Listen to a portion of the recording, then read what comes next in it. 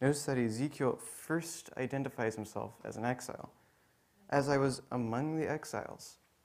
That's the first thing he says. He doesn't say Ezekiel, he could have said, and honestly said, Ezekiel the prophet and priest was addressed by God as he was among the exiles. But he doesn't. He says, as I was among the exiles first. This,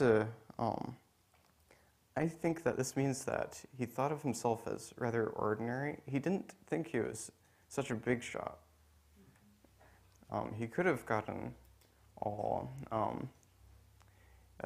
self-absorbed because he had been chosen by God to give this message. But apparently he wasn't. Next, he identifies himself as a priest. Ezekiel had probably just become a priest because the first verse probably means in Ezekiel's 30th year. So, and people became priests at the age of 30. Levites did, at least. Actually, and then next, Ezekiel was a prophet, but he never calls himself a prophet. In the entire book, Ezekiel never calls himself a prophet. Only God does.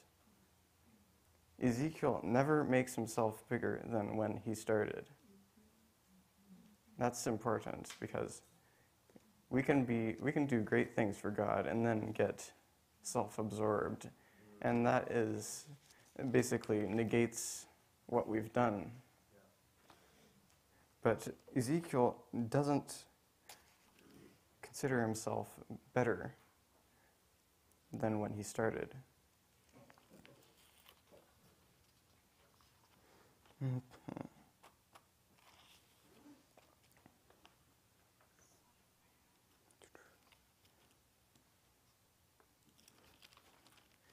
And then also, God calls Ezekiel Son of Man over, well, actually 93 times in the book. Why do you think that is? What does that say about Ezekiel? I need input here, okay? Yes? Mm-hmm. I invite and, in fact, require audience input, okay? Input.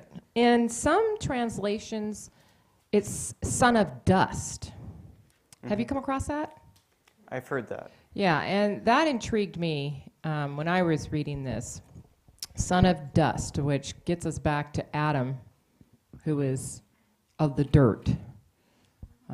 So, little input. You know, no, when you go to the New Testament, of course, Jesus is known as the Son of Man, but only Jesus calls himself that. The disciples never call him that. And at least there, the concept is that a representative of humanity. And I wonder if that's what's happening with Ezekiel here. Mm-hmm. The reason that I'm asking you is partly because I'm not sure myself. Okay, what does God calls Ezekiel Son of Man? What does that say about God now? Input.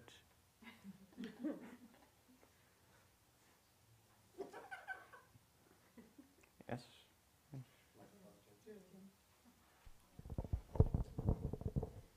God is a spirit.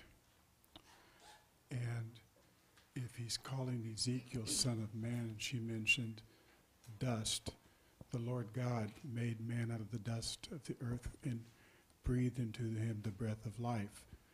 So what he's saying is that Ezekiel is truly an element of the earth, comes from the earth.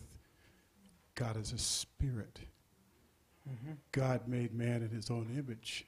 Some people mistakenly think that God is made of dirt too. Not so. Thank you. Okay. I would say it's terrifically significant that there are only two people in the whole Bible that are called the Son of Man. Jesus calls himself Son of Man, and Ezekiel is called by God Son of Man. We need to swallow this and understand the importance of this man in God's eyes in the Bible. And ponder this, and then the team is going to teach us why. Maybe. Yeah, among other things, it's definitely a foreshadowing of Jesus. Ezekiel is, he is important. He is very important.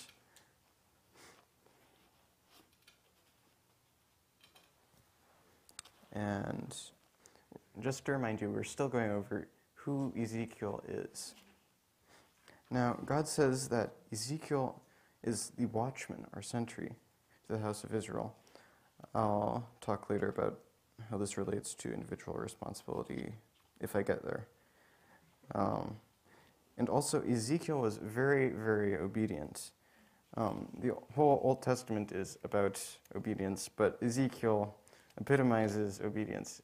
He is, as far as I can recall, Ezekiel only really protested once to God. Why don't we flip there? Chapter 4, verse 9.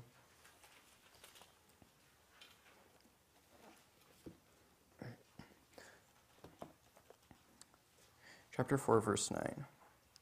You must then take wheat, barley, beans, lentils, millet, and spelt. Put them all in the same pot, and make yourself some bread. You are to eat it for as many days as you have been lying on your side, 190 days. As regards this food, you are to measure out a daily portion of 20 shekels, and make it last the whole day. And you are to drink water sparingly.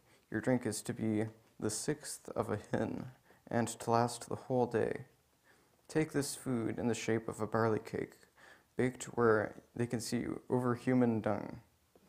And say, Yahweh, the God of Israel, says this. This is the way the Israelites will have to eat their defiled food wherever I disperse them among the nations.